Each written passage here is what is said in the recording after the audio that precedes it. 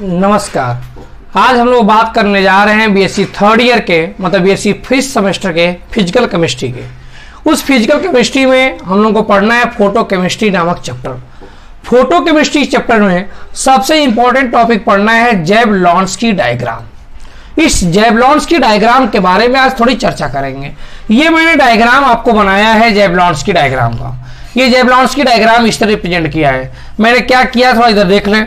ये सबसे पहले मैंने ग्राउंड लेवल लिया है और इस ग्राउंड लेवल को मैंने लिखा है S0 या S0 बोलेंगे। S0 या S0 को सिंगलेट ग्राउंड स्टेट बोलेंगे। सिंगलेट ग्राउंड स्टेट के बाद मैंने इसके कुछ ऊपर ये S1 लिखा है, ये S2 लिखा है, ये S3 लिखा है। उसके बाद ये S1 और S2 के बीच में अगर देखें S1 और S2 के बीच में तो मैंने यहाँ T2 लिखा है। S1 के ठीक नीचे मैंने T1 लिखा है और S2 और S3 के ठीक बीच में मैंने T3 लिखा है। होता क्या है पूरी समझे कहानी को। देखिए आप इतना तो जानते हैं फ्लोरेसेंस फास्फोरेसेंस के बारे में कि सर कोई बॉडी है, जैसे ये बॉडी है, इस पर लाइट गिरेगी तो कुछ लाइट इससे रिफ्लेक्ट कर जाएगी, कुछ लाइट इसे ट्रांसमिट कर जाएगी और ये बॉडी कुछ लाइट को एब्जॉर्ब कर लेगा। जब ये बॉडी कुछ लाइट को एब्जॉर्ब करेगा तो एब्जॉर्ब करने के बाद इस बॉडी के अंदर इलेक्ट्रॉन होंगे और वो इलेक्ट्रॉन उस एब्जॉर्ब लाइट को एब्जॉर्ब करने के बाद उसकी एनर्जी पहले से बढ़ जाएगी। जब एनर्जी बढ़ेगी तो वो इलेक्ट्रॉन बॉडी में जो इलेक्ट्रॉन है वो इलेक्ट्रॉन जो ही एनर्जी को एब्जॉर्ब करेगा बेटा, ये इलेक्ट्रॉन देखो ये ग्राउंड लेवल है, सिंगलेट ग्राउंड स्टेट का मतलब इलेक्ट्रॉन ग्राउंड लेवल में मौजूद होगा और लाइट को एब्जॉर्ब करने के बाद ये एब्जॉर्प्शन लिखा है, इसका मतलब लाइट को एब्जॉर्ब करने के बाद या तो वो S1 लेवल में जाएगा या तो S2 लेवल में जाएगा या तो S3 लेवल में जाएगा। थोड़ी अगर एनर्जी कम एब्जॉर्ब करेगा तो S1 में जाएगा, थोड़ी एनर्जी और ज्यादा एब्जॉर्ब कर लेगा तो S2 में जाएगा, थोड़ा और ज्यादा एब्जॉर्ब कर लेगा तो S3 में जाएगा। सर ये S1 S2 S3 क्या है बताओगे? ये बेटा ये ग्राउंड लेवल है सिंगलेट का और ये सिंगलेट का एक्साइटेड स्टेट है। ये फर्स्ट सिंगलेट एक्साइटेड स्टेट है, ये सेकेंड सिंगलेट एक्साइटेड स्टेट है और ये third singlet excited. Sir singlet क्या होता है? यहाँ पे आपने ट्रिपलेट लिखा है, यहाँ सिंगलेट लिखा है, इसका क्या मतलब है? क्या बेटा देखो होता क्या है कि मान लो सपोज करो कि यह ग्राउंड लेवल के अंदर सपोज करिए 2 इलेक्ट्रॉन थे हमारे पास। अब 2 इलेक्ट्रॉन थे और मान लो दोनों की स्पिन क्लॉकवाइज थी। मान लेते हैं कि दोनों की स्पिन कैसी थी बेटा? क्लॉकवाइज।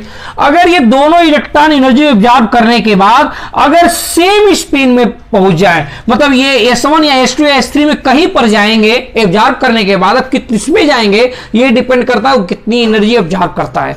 ज्यादा एनर्जी एब्जॉर्ब कर लेगा तो S3 में जाएगा, उससे कम तो S2, उससे कम S1। सर किसी में जाएगा तो जैसे स्पिन की क्लॉकवाइज थी, अगर ये S3 में मान लीजिए पहुंच गए और पहुंचने के बाद भी इन दोनों इलेक्ट्रॉन स्पिन क्लॉकवाइज होगी। मान लेते हैं दोनों की स्पिन कैसी है बेटा? क्लॉकवाइज। अगर दोनों की स्पिन क्लॉकवाइज हो तो इसका मतलब है कि यहां पे इनका स्पिन चेंज नहीं हुआ। लेकिन मान लो कि अगर एक का क्लॉकवाइज हो गया और दूसरे कैसा हो गया? Anti clockwise. सर यहां पे जब एक्साइटेड होके गई तो यहां पे इनका स्पिन बदल गया। अगर स्पिन बदल जाएगा, एक का क्लॉक दूसरे का एंटी क्लॉक, तो बताएंगे क्लॉकवाइज का स्पिन होता है प्लस हाफ, एंटी क्लॉकवाइज का होता है माइनस हाफ। सर यहां पे हम लोग टोटल मैग्नेटिक मोमेंट निकालें तो मैग्नेटिक मोमेंट का फार्मूला 2s+1, जिसको आप स्पिन मल्टीप्लिसिटी बोलते हो। इस स्पिन मल्टीप्लिसिटी में 2s+1 होता है, जहां पे कैपिटल S का मतलब होता है टोटल स्पिन। टोटल स्पिन का मतलब जितने इलेक्ट्रॉन है सभी इलेक्ट्रॉनों का स्पिन का जोड़।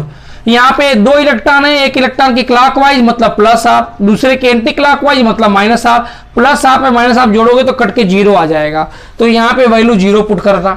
लेकिन मान लो अगर ये दोनों इलेक्ट्रॉन क्लॉकवाइज होते तो इसकी भी प्लस हाफ होती, इसकी भी प्लस हाफ होती, तो प्लस हाफ जोड़ोगे तो 1 आ जाएगा, तो S के बदले 1 रखोगे। मान लेते हैं अभी तो मैं ये मान रहा हूं कि ये इलेक्ट्रॉन थे तो जब एक्साइटेड होके गए तो एक क्लॉकवाइज हो गया, दूसरा एंटी क्लॉकवाइज हो गया, तो एक की स्पिन प्लस हाफ होगी, दूसरे की माइनस हाफ होगी। प्लस हाफ और माइनस हाफ कैंसिल होके 0 हो जाएंगे। यहाँ 0 पुट करो तो 2 में 0 का गुणा करोगे तो 0 हो जाएगा और ये 1 है, तो इसका मतलब म्यूएस की जो वैल्यू है 1 आ जाएगी। जिसमें स्पिन मल्टीप्लिसिटी 1 आएगा उसको बोलोगे सिंगलेट स्टेट। क्या बोलोगे बेटा? Singlet state. तो ये सिंगलेट स्टेट को S1 S2 S3 के द्वारा रिप्रेजेंट किया है। लेकिन मान लो कि यहाँ पे दोनों इलेक्ट्रॉन के क्लॉक एक एंटी क्लॉक ना थे, मान लो दोनों के दोनों क्लॉक हो जाते। सर दोनों क्लॉक हो जाएंगे तो इसकी भी प्लस हाफ होगी, इसकी भी प्लस हाफ होगी। प्लस हाफ जोड़ दीजिएगा तो 1 आएगा। यहाँ 1 पुट करिए, 2 एकम 2 मतलब 2 1 जा 2, 2 1 कम 2 और ये 1, 2 और 1 जोड़ोगे तो 3 हो जाएगा, तो स्पिन मल्टीप्लिसिटी की वैल्यू 3 आ जाएगी। जिसमें 3 आएगी उसको ट्रिपलेट बोलोगे। ये ट्रिपलेट T1 T2 T3 दिखाया गया है। तो ये एक्साइटेड स्टेट तो दोनों हैं। अब इलेक्ट्रॉन की स्पिन के आधार पर एक्साइटेड स्टेट को 2 पार्ट में डिवाइड किया गया है, एक सिंगलेट को और दूसरा ट्रिपलेट को। ये μs की वैल्यू 3 आ रही है, इसका मतलब उसे ट्रिपलेट एक्साइटेड स्टेट बोलेंगे। ये T1 T2 T3। याद रखना एक बात को, सर ट्रिपलेट के अंदर दोनों की स्पिन सेम है तो रिपल्सन ज्यादा होता है, और रिपल्सन ज्यादा होगा। यहां पे देखिए ध्यान से, इसके अंदर अगर बात करें हम लोग तो यहां पे अगर जब एक साथ एक क्लॉक एक एंटी क्लॉक था तो यहाँ रिपल्सन ज्यादा था, और रिपल्सन ज्यादा था तो एनर्जी भी ज्यादा था। सिंगलेट की एनर्जी हमेशा ट्रिपलेट की एनर्जी से ज्यादा होती है। किसकी एनर्जी ज्यादा होगी? सिंगलेट का। कोई पूछेगा क्यों ज्यादा होगा, तो बताओ सिंगलेट में रिपल्सन क्या है? ज्यादा है। सिंगलेट में रिपल्सन ज्यादा तो एनर्जी भी उसकी ज्यादा होगी। अब आगे की बात, सर सिंगलेट ट्रिपलेट समझ में आ गया, 2s+1 करके आपने निकाला है, और यहाँ पे सिंगलेट का S1 S2 S3 है, ये ट्रिपलेट का T1 T2 T3 है। चूंकि ट्रिपलेट की एनर्जी सिंगलेट की तुलना में कम होती है, इसलिए आपने S3 को ऊपर लिखा है, और इसकी तुलना में ये S3 की लाइन है, इसकी तुलना में T3 को आपने नीचे लिखा है। ठीक उसी प्रकार S2 आपने ऊपर लिखा है, और इसकी तुलना में T2 को आपने नीचे लिखा है। ठीक इसी तरह S1 को आपने ऊपर लिखा है और T1 को आपने नीचे लिखा है। तो ये S3 से कम एनर्जी T3 की होगी, S2 से कम एनर्जी T2 की होगी, और S1 से कम एनर्जी T1 की होगी। ये तो समझ में आ रहा है सर। आगे बताइए जरा। कहा बेटा बॉडी पे लाइट गिरा है और इस बॉडी के अंदर इलेक्ट्रॉन मौजूद था, उसने लाइट को एब्जॉर्ब करके एक्साइटेड स्टेट में चला गया। हो सकता है S1 में चला जाए, हो सकता है S2 में चला जाए, हो सकता है S3 में चला गया। ठीक है सर, मान लीजिए S3 में चला गया। अब क्या करें? क्या बेटा अब ये चला जाएगा, तो मैंने अभी बताया था कि बेटा जब एनर्जी इसकी बढ़ जाएगी तो एनर्जी बढ़ने के बाद उस इलेक्ट्रॉन की स्टेबिलिटी कम हो जाती है, क्योंकि जिसकी एनर्जी ज्यादा होगी उसकी स्टेबिलिटी कम होगी। दोनों एक दूसरे के इनवर्सली प्रोपोर्शनल व्युत्क्रमानुपाती होते हैं। अगर किसी की एनर्जी बढ़ेगी तो स्टेबिलिटी कम हो जाएगी। सर जो ही इलेक्ट्रॉन एक्साइटेड होके गया उसकी एनर्जी तो बढ़ गई, लेकिन उसकी क्या कम हो गई? स्टेबिलिटी। जब स्टेबिलिटी कम होगी तो वो पुनः वापस आएगा बेटा। जब पुनः वापस आएगा तो सर ये सुनिए जरा ध्यान से, अगर वो S3 से S2 में आए, S3 से कहां जाए? S2 में।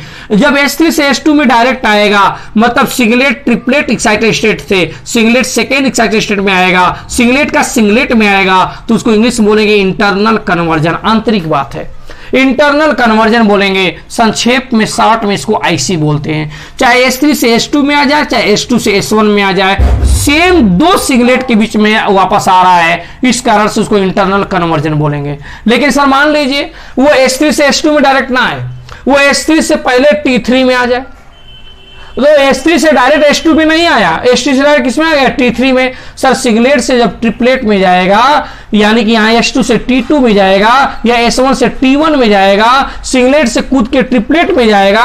सिंगलेट से या तो उसके पास ऑप्शन था डायरेक्ट सिंगलेट वाले में चला जाए, नहीं गया। अगर सिंगलेट से ट्रिपलेट में जाएगा तो उसको बोलेंगे इंटर सिस्टम क्रॉसिंग। इंटर का मतलब बिटवीन होता है, दो के बीच में। सिंगलेट और ट्रिपलेट की बात कर रहा है। अगर सिंगलेट से सिंगलेट में जाएगा तो इंटरनल कन्वर्जन बोलेंगे, लेकिन अगर सिंगलेट से ट्रिपलेट में नीचे आएगा तो उसको इंटर सिस्टम क्रॉसिंग बोलेंगे। संक्षेप में इसको ISC के द्वारा रिप्रेजेंट करेंगे। तो याद रखना, अगर S3 से S2 में या S2 से S1 में जाएगा तो उसको इंटरनल कन्वर्जन बोलेंगे, IC बोलेंगे। लेकिन यदि S3 से T3 में आ जाए, या S2 से T2 में आ जाए, या S1 से T1 में आ जाए, तो उसको इंटर सिस्टम क्रॉसिंग ब्रैकेट में ISC के द्वारा रिप्रेजेंट करेंगे। सर ये बात तो समझ में आ गई। ठीक है, आप इतना समझा दिए हैं कि किसी न किसी माध्यम से, चाहे IC चाहे ISC के माध्यम से, वो S1 में इलेक्ट्रॉन आ गया। अब जो वापस आ रहा है, वापस क्यों आ रहा है? क्योंकि उसकी एनर्जी बढ़ गई तो स्टेबिलिटी कम हो गई थी। उस स्टेबिलिटी को मेंटेन करने के लिए वापस आ रहा है। वापस दो प्रकार से आ सकता है, या तो डायरेक्ट सिंगलेट में कूद जाए, या तो सिंगलेट से ट्रिपलेट में आए फिर सिंगलेट में आए। अगर वो सिंगलेट से सिंगलेट में डायरेक्ट आएगा तो उसको इंटरनल कन्वर्जन बोलेंगे। सिंगलेट से ट्रिपलेट में आएगा तो उसको इंटर सिस्टम क्रॉसिंग बोलेंगे। फिलहाल किसी न किसी माध्यम से वो इलेक्ट्रॉन आपका S1 में आ गया। सर S1 में आ चुका है, अभी उसको जीरो लेवल ग्राउंड लेवल में आना है। ग्राउंड लेवल में कैसे आएगा बेटा? ग्राउंड लेवल में भी आने के दो तरीके हैं, या तो डायरेक्ट S1 से वो कूदे और डायरेक्ट S0 ग्राउंड लेवल में चला है। अगर S1 से कूद के direct S0 S0 ground level में आएगा, मतलब सिंगलेट फर्स्ट एक्साइटेड स्टेट से सिंगलेट ग्राउंड स्टेट में डायरेक्ट आएगा, तो उसमें समय बहुत कम लगेगा, और समय कम लगेगा तो उस प्रोसेस को बोलेंगे फ्लोरेसेंस। क्या बोलेंगे बेटा? फ्लोरेसेंस। लेकिन मान लो वो सिंगलेट से डायरेक्ट यहां ग्राउंड लेवल पे ना आए, singlet excited state first excited वो ट्रिपलेट के फर्स्ट एक्साइटेड स्टेट में चला जाए, सिंगलेट से डायरेक्ट ग्राउंड लेवल पे ना आके पहले वो S1 से T1 में आ गया, T1 मतलब ट्रिपलेट वाले में आ गया। सर सिंगलेट से जब ट्रिपलेट आएगा तो एक स्टेप रुक गया, अब T1 के बाद आएगा इसमें, यानी कि यहां पे कोई स्टॉपेज नहीं था, डायरेक्ट यहां से यहां आ गए। यहां बीच में सर एक स्टॉपेज है, स्टॉपेज T1 है, इसमें कुछ समय लगेगा तो इस प्रोसेस में जो समय लगेगा तो इसका मतलब यही फ्लोरेसेंस स्लो हो रही है, और स्लो होगी तो उसको फास्फोरेसेंस बोलेंगे। उसका नाम क्या होगा बेटा? फास्फोरेसेंस। तो फास्फोरेसेंस में याद रखना कि S1 से डायरेक्ट S0 में नहीं आता, S1 के बाद T1 में आता है और T1 के बाद S0 में आता है, एक स्टॉपेज बढ़ जाता है। इस कारण से फ्लोरेसेंस की तुलना में यहां थोड़ा समय ज्यादा लगता है। फ्लोरेसेंस मात्र 10⁻⁸ सेकंड में कंप्लीट होती है, लेकिन फास्फोरेसेंस उससे ज्यादा समय लेता है। आगे की बात सर बताइए जरा। तो फ्लोरेसेंस तो हो गया सब। फ्लोरेसेंस में जब S1 से S0 आएगा तो उस समय दो प्रकार से आ सकता है। ये जो मैंने स्ट्रेट लाइन प्लेन लाइन दिखाई, इसका मतलब ये आएगा तो लाइट को हमेशा, एनर्जी को जो हमेशा है लाइट के फॉर्म में बाहर निकालेगा। जब लाइट के फॉर्म में बाहर निकालेगा तो इसको बोलेंगे रेडिएशन इमिटेड, या इसको बोलेंगे रेडिएटिव इमिशन। इसका नाम बोलेंगे बेटा रेडिएटिव इमिशन। कब रेडिएटिव बोलोगे? जब लाइट के रूप में आप रेडिएशन के रूप में एनर्जी को इमिट करोगे। लेकिन सर अगर एनर्जी को इमिट आप कर रहे हैं लाइट के रूप में नहीं कर रहे हैं बल्कि हीट के रूप में कर रहे हैं, जब हीट के रूप में करेंगे बेटा तो उसको बोलेंगे नॉन रेडिएटिव। क्या नाम बोलेंगे उसको?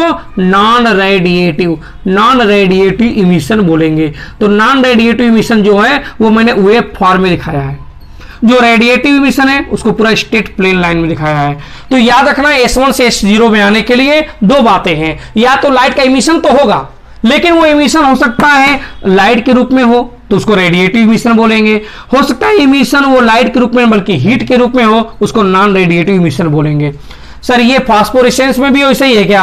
हाँ देखो T1 से मैं जब S0 में लाया हूं तो एक वेव फॉर्म दिखाया, इसका मतलब ये भी नॉन रेडिएटिव इमिशन है, मतलब हीट के रूप में एनर्जी को इमिट कर रहा है। ये प्लेन स्ट्रेट लाइन का मतलब है ये लाइट के रूप में एनर्जी को इमिट कर रहा है। सेम बातें यहां होगी, बस अंतर ये है कि यहाँ S1 से डायरेक्ट S0 में आ गया, यहाँ पे S1 से डायरेक्ट S0 में नहीं आया है बल्कि S1 से T1 में आया है। इसी कारण से ये प्रोसेस स्लो होती है। फास्फोरेसेंस हमेशा स्लो होगा, फ्लोरेसेंस हमेशा फास्ट होगा। और आपको मैंने बताया अंतर, मुख्य रूप से अंतर क्या है सर? जब तक बॉडी पे लाइट गिरेगी तब तक ही फ्लोरेसेंस होगा, लेकिन फास्फोरेसेंस लाइट के ना गिरने के बाद भी, लाइट कट करने के बाद भी, लाइट के अनुपस्थिति में भी कुछ समय तक ग्लो उत्पन्न होता है, उसको फास्फोरेसेंस बोलते हैं। सर इसका मतलब कोई लाइट है, कोई बॉडी है, इस पर लाइट गिर रही है, जब तक लाइट रहेगी तब तक फ्लोरेसेंस होगा। हाँ तब तक फ्लोरेसेंस होगा, तब तक इसमें चमक उत्पन्न होगी। लेकिन जो भी लाइट को हटा दोगे, लाइट को हटाने के बाद इसमें चमक अगर उत्पन्न होना बंद हो गई तो समझ जाना ये फ्लोरेसेंस वाला सब्सटेंस है। लेकिन लाइट को हटाने के बावजूद भी इसमें चमक उत्पन्न होती रहे कुछ समय तक तो इसका मतलब वो फास्फोरेसेंस है। तो इसका मतलब सर ये फास्फोरेसेंस में लाइट हटाने के बाद भी चमक कैसे उत्पन्न होती है? क्या बेटा? क्योंकि जब S1 से वो T1 में आता है तो उसमें कुछ समय लगता है। अब S1 से T1 में आया, एब्जॉर्ब करके ऊपर पहुंच चुका है, तुमने लाइट हटा दिया, तो लाइट तो हटा दिया लेकिन इलेक्ट्रॉन अभी पुनः वापस नहीं आया था, वो T1 में मौजूद है। और T1 के बाद जब S0 में आएगा तो जो समय लग रहा है हटाने के बाद भी उसमें लाइट को वो इमिट करता है, और लाइट को इमिट करने का मतलब वो कलर को प्रोड्यूस कर रहा है, ग्लो को उत्पन्न करेगा। तो फास्फोरेसेंस में याद रखना ग्लो उत्पन्न होगी लेकिन लाइट के हटने के बाद भी। फ्लोरेसेंस में जब तक लाइट है तभी तक ग्लो उत्पन्न होगी, लाइट के कट ऑफ करने के बाद, लाइट के हटने के बाद वहां ग्लो उत्पन्न नहीं होगी। जैसे अभी देखा कुछ एलईडी ऐसे आ रही हैं कि जिसको अगर आप अपने रूम में, स्टडी रूम में या किचन में लगा दो तो लगाने के बाद लाइट जब कट जाती है, लाइट तुम्हारे यहाँ नहीं आ रही, कट गई, तभी भी कुछ समय तक वो बल्ब जलता रहता है। बल्ब जलने का वही कारण है कि सर हुआ क्या कि बल्ब इसलिए जल रहा है क्योंकि वहां पे फास्फोरेसेंस का कॉन्सेप्ट लग रहा है। फास्फोरेसेंस में क्या हो रहा है? लाइट कट होने के बाद भी ग्लो उत्पन्न होगी, तो वो फास्फोरेसेंस का कॉन्सेप्ट है सर। और जब तक कुछ ऐसे एलईडी हैं कि अगर लाइट कट गई तो बल्ब बंद हो जाता है, बल्ब बुझ जाता है, बल्ब नहीं जलता है, इसका मतलब वो प्रोसेस फ्लोरेसेंस है। जब तक लाइट थी तो बल्ब जल रहा था, जो ही लाइट चली गई बल्ब जलना बंद कर दिया, बल्ब बुझ गया, इसका मतलब वो फ्लोरेसेंस है। लेकिन लाइट के जाने के बाद भी बल्ब जल रहा है तो इसका मतलब वो फास्फोरेसेंस है। ऐसे बल्ब मार्केट में आ रहे हैं तो 250 रुपये में आ रहे हैं, नॉर्मल वाला 100 रुपये का आता है, फ्लोरेसेंस वाला फास्फोरेसेंस 250 रुपये का आता है। तो ये आप अच्छी तरह समझ गए कि बॉडी में जब लाइट को एब्जॉर्ब करेगी तो पहले एब्जॉर्ब करने के बाद सिंगलेट के ग्राउंड लेवल से सिंगलेट की एक्साइटेड स्टेट में आएगी, सिंगलेट इसको S1 S2 S3 में विभाजित कर देंगे। अब किस लेवल में जाएगी डिपेंड करता है कितना इलेक्ट्रॉन को एब्जॉर्ब कर रहा है। सिंगलेट इसलिए होता है क्योंकि 2 इलेक्ट्रॉन होंगे और दोनों की स्पिन एक दूसरे के अपोजिट होगी, एक क्लॉकवाइज होगी दूसरे के एंटी क्लॉकवाइज हो, तो नेट स्पिन की 0 हो जाएगी। इस कारण से जब हम लोग स्पिन मल्टीप्लिसिटी निकालेंगे 2s+1 के फार्मूले से तो ये वैल्यू 1 आएगी। वैल्यू 1 आने के कारण इसको सिंगलेट बोलेंगे। लेकिन अगर ये दोनों क्लॉकवाइज हो जाए, क्लॉकवाइज हो जाएंगे तो दोनों की स्पिन प्लस हाफ 1 हो जाएगी। यहाँ 1 रखोगे तो वैल्यू 3 आ जाएगी, इसको ट्रिपलेट बोलोगे। सिंगलेट की एनर्जी हमेशा ज्यादा होगी, ट्रिपलेट की एनर्जी सिंगलेट की तुलना में थोड़ी कम होगी। अगर इलेक्ट्रॉन वापस जब आएगा तो सिंगलेट से सिंगलेट में आएगा तो इंटरनल कन्वर्जन बोलेंगे, लेकिन सिंगलेट से ट्रिपलेट में आएगा तो इंटर सिस्टम क्रॉसिंग बोलेंगे। ये किसी न किसी माध्यम से S3 या S2 से S1 में आ जाएंगे। S1 से जब S0 में आएंगे तो डायरेक्ट आ सकते हैं, मतलब डायरेक्ट पहले फ्लोर पे हो, पहले फ्लोर से डायरेक्ट कूद जाओ, वो फ्लोरोसेंस हो गया। और पहले फ्लोर से ग्राउंड लेवल पे तुरंत डायरेक्ट ना कूदो, पहले जो खिड़की के ऊपर थोड़ा छज्जा बर्जा है उस बर्जे पे कूद जाओ, फिर जाके नीचे आओ। सर इसमें बर्जे पे कूदेंगे फिर नीचे आएंगे तो उसमें समय लगेगा, उस प्रोसेस को बोलेंगे फास्फोरेसेंस। डायरेक्ट कूद गए फ्लोरेसेंस, थोड़ा बर्जे पे छज्जे पे कूदे फिर जाके नीचे आ रहे हो तो ये फास्फोरेसेंस हो गया। फास्फोरेसेंस में समय लगता है, फ्लोरेसेंस में समय नहीं लगता है। ग्लो दोनों में उत्पन्न होगी, लेकिन फ्लोरेसेंस में तभी तक ग्लो उत्पन्न होगी जब तक लाइट है। लाइट कट ऑफ करने के बाद, स्विच ऑफ करने के बाद ग्लो उत्पन्न होना बंद हो जाएगा। फास्फोरेसेंस में ग्लो उत्पन्न लाइट कट ऑफ होने के बाद भी होगी। इसको जेब्लांस्की डायग्राम में थ्योरी में 4 पॉइंट में पढ़ाते हैं। इसको पाथ फर्स्ट मान लेंगे नॉन रेडिएटिव इमिशन को, इसको पाथ सेकेंड मान लेंगे रेडिएटिव इमिशन को। ये दोनों फ्लोरेसेंस के हैं। और फास्फोरेसेंस में भी 2 हो जाएंगे, एक पाथ 3 मान लेंगे, एक पाथ 4 मान लेंगे। ये नॉन रेडिएटिव है मतलब हीट के रूप में एनर्जी इमिट होगा, और ये रेडिएटिव है मतलब लाइट के रूप में एनर्जी इमिट होगा। और इस प्रकार से थर्ड और ये फोर्थ पाथ डिसाइड कर लेंगे। जेब्लांस्की डायग्राम बहुत ही इंपॉर्टेंट है, बहुत इंपॉर्टेंट क्वेश्चन आता है। और ये चारों पाथ आपको पढ़ा दिया, path first, path second, path third, path fourth. ये फ्लोरेसेंस है, ये फास्फोरेसेंस है। फ्लोरेसेंस में 2 माध्यम, या तो हीट के रूप में वापस आएगा या तो लाइट के रूप में। फास्फोरेसेंस में भी 2 माध्यम, या तो हीट के रूप में आएगा या तो लाइट के रूप में। बहुत ध्यान से पढ़िएगा, इस वीडियो को देखिएगा, पूरा कॉन्सेप्ट क्लियर हो जाएगा। और कमेंट में बताते रहिएगा कि किस टॉपिक पे और आपको प्रॉब्लम है, वो सभी टॉपिक का मैं वीडियो जरूर अपलोड करूंगा। आपके जवाब का, आपके कमेंट का इंतजार रहेगा। धन्यवाद।